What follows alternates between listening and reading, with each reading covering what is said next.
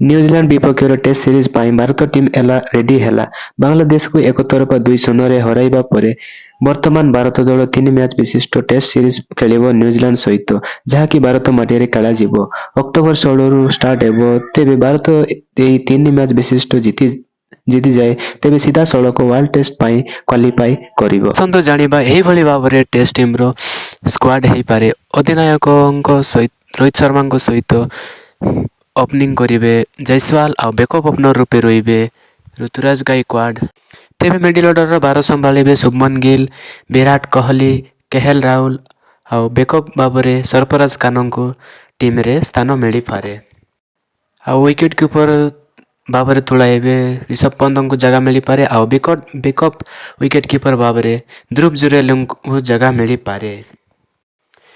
Pace attack department में भारत संभाळिबे जसप्रीत बुमराह, मोहम्मद सिराज आउ बांग्लादेश विपक्ष में बॉल बॉलिंग करिथिबा आकाशदीप को भी ए टीम रे मे भी इंडियन कंडीशन रे देखी जगह मिली पारे। आउ मुकेश कुमार को भी ए टीम रे मौका मिली पारे। आउ इंडियन कंडीशन हिसाब रे ए टीम रे बहुत जन पेस खेलाड़ी अछंती, दावेदार अछंती जोटा यश दयाल तांको भी ए टीम रे मौका मिली पारे।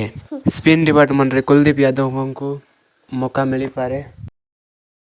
आउ बैटिंग बॉलिंग ऑलराउंडर रे स्थान मिली पारे रविंद्र जडेजा को, अक्षर पटेल, रविचंद्रन अश्विन को टीम रे स्थान मिली पारे। सब्सक्राइब करंतु आउ वीडियो को गोटे लाइक दियंतु। एमिति नुआ नुआ वीडियो देखिबा को लाइक शेयर